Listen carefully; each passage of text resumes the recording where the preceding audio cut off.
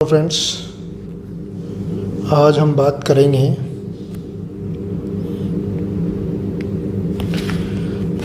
एक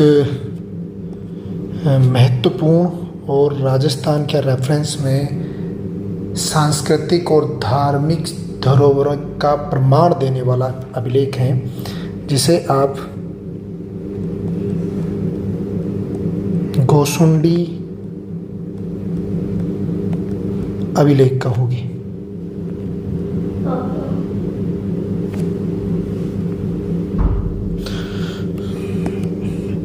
hello friends, आज ये जो हम गोसुंडी के अभिलेख पर बात करेंगे बड़ा महत्वपूर्ण माना जाता है। और अगर हम इसकी और बात करें तो ये जो अभिलेख है, ये अभिलेख न केवल इतिहास के बारे में जानकारी देता है बल्कि भारतीय संस्कृति की जो प्राचीनता है और भारतीय वैदिक साहित्य की जो प्राचीनता है या वैदिक सभ्यता की जो प्राचीनता है उसके बारे में भी जानकारी देता है। सबसे पहले तो हम अगर बात करें इस अभिलेख के संदर्भ में तो स्थिति की कि ये इस अभिलेख की जो स्थिति है वो कहाँ तक ये कितनी मानी जाती है। अगर स्थिति की बात करें तो ये जो अभिलेख है वर्तमान में आपके चित्तौड़गढ़ के निकट नगरी के गोसुंडी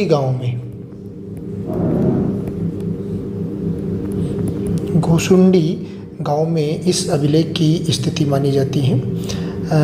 और यह अभी वर्तमान में इस अभिलेख को जो उदयपुर संग्रहालय है, उदयपुर संग्रहालय में इसे संरक्षित किया गया है। अब दूसरी बात करें इस अभिलेख की खोज की। अगर हम इस पर खोज पर डिस्कस करें तो ये जो अभिलेख है इसकी खोज जो है वह डॉक्टर D.R. भंडारकर, देवदत्त रामचंद्र भंडारकर द्वारा इस अभिलेख को सबसे पहले खोजा गया था। और अगर यहाँ पर पढ़ने की भी बात करें तो पढ़ने में भी सबसे पहले सफलता डॉक्टर D.R. भंडारकर को यहाँ पर मिलती है। अब खोज के बाद आगे अगर हम इस अभिलेख पर बात करें तो इसकी भाषा पर बात की जाए तो भाषा के संदर्भ में यह राजस्थान का प्रथम अभिलेख है जो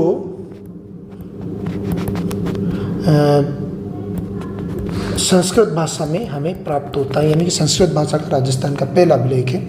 अगर इसको थोड़ा हम इंडिया लेवल पर ले जाते हैं तो इंडिया लेवल पर जो संस्कृत भाषा का पहला अभिलेख है वह रुद्रदामन का जूनागढ़ अभिलेख माना जाता है।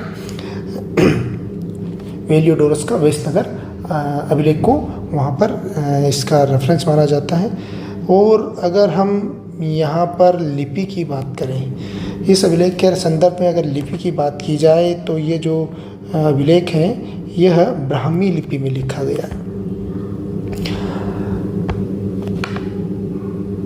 इस अभिलेख को एक उपनाम यानी कि एक उपनाम और दिया जाता है हाथीबाड़ा अभिलेख।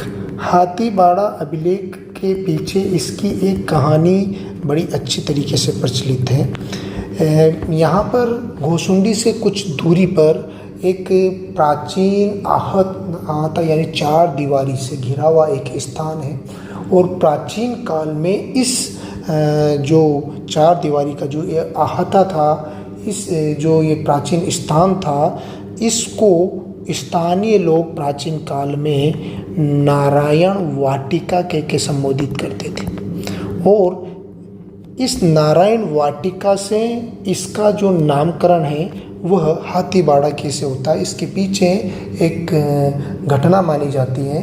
अकबर के चित्तौड़ आक्रमण के दौरान अकबर की जो मुग़ल सेना थी, उस अकबर की मुग़ल सेना ने इस नारायण वाटिका के नज़दीक अपना कैंप लगाया था और इसी आहते के आसपास अपने घोड़े, अपने हाथी जो सवार थे इनके, उनको उन्होंने वहाँ पर बांधा था या उनको वहाँ पर रखा था। और उसके बाद, उस घटना के बाद, वो लंबे समय तक वो चित्तौड़ का शाखा जो अंतिम शाखा माना जाता है, तो लंबे समय तक वो घटनाक्रम चला था। तो इसके बाद उस नारायण वाटिका को वह जो लोग थे वह हाथीबाड़ा के नाम से कहने लगे और आज भी स्थानीय लोग उसे हाथीबाड़ा ही कहते हैं। यहाँ पर हम देखेंगे कि इस अभिलेख को हाथीबाड़ा भी एक कारण तो ये हो गया, लेकिन इस हाथीबाड़ा का जो ये आहता था, यहाँ पर भी अभिलेख का एक प्रति प्राप्त होती है। तो आगे हम देखेंगे कि अगर बात की जाए प्रति की, तो इस अभिलेख की 3 प्रतियां मिलती हैं। इसमें जो प्रथम प्रति है, वो प्रथम जो प्रति है वह इसी हाथीबाड़ा या जो नारायण वाटिका थी, हाथीबाड़ा की जो 4 दीवारें थी कि जो उत्तरी दीवार में आपको इसकी पहली प्रति मिलती है। और अगर हम इसके द्वितीय प्रति पर बात करें, जो इसकी सेकंड प्रति थी, वह यहाँ से कुछ दूरी पर जो घोसुंडी ग्राम का जो कुआं था, उस कुएं के अंदर इसकी दूसरी प्रति प्राप्त हुई। और अगर हम थर्ड प्रति की यानी कि तीसरी प्रति की बात करें, तो ये जो तीसरी प्रति थी यह खंडित अवस्था में हमें प्राप्त होती है और यह भी घोसुंडी में गांव में मिलती है। तो इस प्रकार इस अभिलेख की हमें 3 प्रतियां प्राप्त हुई। आगे अब ये चीज़ हमने सामान्य जानकारी इसकी कलेक्ट कर ली।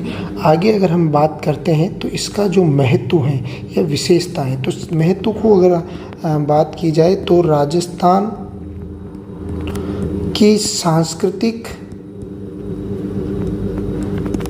एवं धार्मिक धरोहर के रूप में इसका महत्वपूर्ण माना जाता है। अब इसे क्यों इस रेफरेंस में माना गया, तो इस पे अगर हम बात करें तो इसके कुछ पॉइंट हैं, कुछ विशेषता है। पहली तो जिसकी जो विशेषता है उसके अनुसार यहाँ पर बात की जाए तो यहाँ भागवत या जो वैष्णव संप्रदाय है, वैष्णव संप्रदाय की जानकारी देने वाला प्राचीनतम प्रमाण माना जाता है। प्राचीनतम प्रमाण यानी कि भागवत यानी भगवत गीता के रेफरेंस में आप वहाँ पे बात कर सकते हो। वैष्णव यानी विष्णु, यानी कि विष्णु के वैष्णव संप्रदाय का जो एक ब्रांच मानी जाती है भागवत संप्रदाय, या फिर दोनों को एक ही रूप माना जा सकता है, उसका प्रमाण देने वाला यानी कि राजस्थान में इन वैष्णव संप्रदाय का जो प्रमाण देने वाला है वह पहला अभिलेख माना जाता है। तो पहला अभिलेख अगर इसकी समय काल की बात की जाए तो यह 2री सदी ईसा पूर्व का इसका समय माना जाता है। 2री सदी ईसा पूर्व का समय माना जाता है और उस समय आपके एक तो संस्कृत भाषा और आपके वैष्णव संप्रदाय का जो जानकारी देने वाला जो अभिलेख है वह पहला राजस्थान का अभिलेख घोसुंडी अभिलेख माना जाता है। दूसरी, इस संप्रदाय के संदर्भ में अगर हम बात करें तो यह आपके वैदिक कर्मकांडों, वैदिक कर्मकांड का जो प्रथम प्रमाण है वह प्रथम प्रमाण भी राजस्थान में जो प्राप्त हो रहा है, यानी कि ये भी कहाँ पे, राजस्थान में वैदिक कर्मकांडों का जो पहला प्रमाण हमें प्राप्त होता है, तो उसका भी पहला साक्ष्य हमें ये अभिलेख देता है। अब इस वैदिक कर्मकांड के संदर्भ में बात की जाए तो इसके 2 प्रकार के वैदिक कर्मकांडों के बारे में यहाँ पर जानकारी हमें मिलती है। पहला तो ये कि अश्वमेध यज्ञ करवाने का प्रमाण, और दूसरा जो प्रमाण है वह मंदिर, और मंदिर भी यहाँ पर कौन सा, विष्णु मंदिर का पहला प्रमाण आपको राजस्थान में ये घोसुंडी का अभिलेख प्रोवाइड करवाता है। इसको थोड़ा सा अगर इसके बारे में जो जानकारी मिलती है तो इस अभिलेख से हमें ये जानकारी प्राप्त होती है कि यहाँ पर गजवंश के एक शासक हुआ करते थे। गजवंश के जो शासक थे जिनका नाम था सर्वतात, राजा सर्वतात द्वारा यहाँ पर अश्वमेध यज्ञ और अश्वमेध यज्ञ के साथ विष्णु मंदिर की चार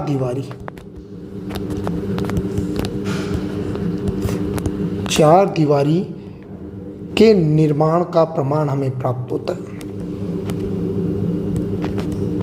यहाँ पर निर्माण हमें प्राप्त होता है, जिसके आधार पर हम कह सकते हैं कि ये दोनों जो वैदिक कर्मकांड थे, जिसमें मंदिर या मूर्ति पूजा और एक अश्वमेध यज्ञ का हमें साक्ष्य प्राप्त होता है।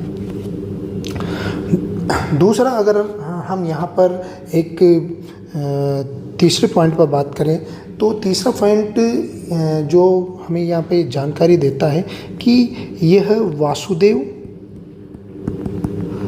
एवं संकर्षण को देवीय मान्यता देने वाला अभिलेख, यानी कि इससे हमें ये जानकारी मिलती है कि वासुदेव और संकर्षण को देवता के रूप में पूजने का जो हमें प्रमाण है वह सबसे पहले हमें यहाँ मिलता है।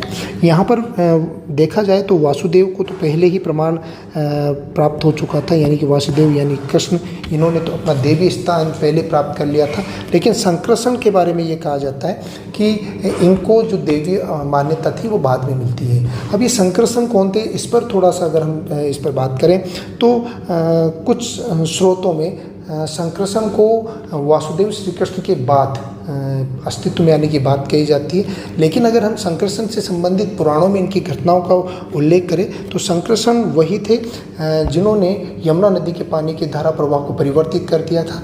दूसरा, इनके संबंध के पुराणों में जो व्याख्यान किया जाता है कि इन्होंने अपने हल के द्वारा जो हस्तिनापुर है उस हस्तिनापुर को गंगा नदी के तट पर स्थापित करवाया। और तीसरा जो कहा जाता है कि कृषि कार्यों में व्यवधान पैदा करने वाले द्विज जो राक्षस था, उस राक्षस की हत्या इनके द्वारा की जाती थी। तो इन सब आधारों पर हमें ये जानकारी मिलती है कि जो संकर्षण थे वो कहीं ना कहीं पौराणिक इन कथाओं के माध्यम से कि ये कहीं ना कहीं ऐसे काम श्री कृष्ण के जो बाल सखा थे या इनके बड़े भाई थे बलराम जी, उन बलदेव या बलराम जी के समकक्ष माना जाता है और इन्हें फल का देवता या कृषि का देवता कह के संबोधित किया गया है। तो यह उनके समकक्ष माना जाता है और इन्हें यानी कि कृष्ण और बलराम जी को देवी मान्यता देने का जो हमें साक्ष्य है राजस्थान में वह इस अभिलेख से प्राप्त होती है। चौथा और जो इसका बड़ा महत्वपूर्ण माना जाता है कि यहाँ पर शिला प्रकार को भागवत पूजा का रूप दिया गया है। अब यहाँ पर शिला प्रकार को भागवत पूजा का जो रूप दिया है, इसको दो अर्थों में हम इसका अर्थ समझ सकते हैं। पहला तो ये कि जो शिला प्लस प्राकार, अगर हम इसका अर्थ निकालें तो यहाँ पर जो शिला है वो शिला का अर्थ पत्थर से आता है और प्राकार का मतलब दीवार से आता है, यानी कि पत्थर की बनी हुई दीवार, यानी कि मंदिर की चारों ओर जो पत्थर की दीवार है उस पत्थर की दीवार के संदर्भ में ये बात कही जाती है। दूसरा इसका जो अर्थ निकलता है, दूसरा जो इसका इस शिला प्रकार से, तो इसमें शिला पूज्य मूर्ति, यानी कि इसको और आगे विस्तृत किया जाए तो शिला यानी कि शालिग्राम से निर्मित मूर्ति के संदर्भ में माना जाता है।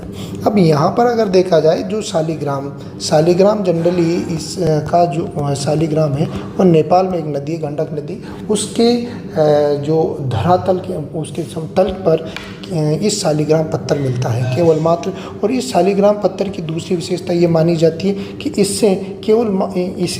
इस पत्थर को विष्णु का अमूर्त रूप माना जाता है और विष्णु से संबंधित जितनी मूर्तियों का जो निर्माण होता है वह इस शालिग्राम के पत्थर से बनी हुई मूर्ति से इसका निर्माण किया जाता है। जितने मत्स्य अवतार या नारायण अवतार, वराह अवतार, जितने विष्णु के रूप है इसके, वह सबके सभी शालिग्राम से बने होते हैं। तो इस आधार पर कुछ विद्वान इस पर यह प्रकट करते हैं कि शिला प्राकार से मतलब शिला यानी शालिग्राम से निर्मित जो विष्णु मूर्ति है उसके संदर्भ में बात कही जाती है, जो भागवत पूजा का एक प्रमाण मानी जाती है।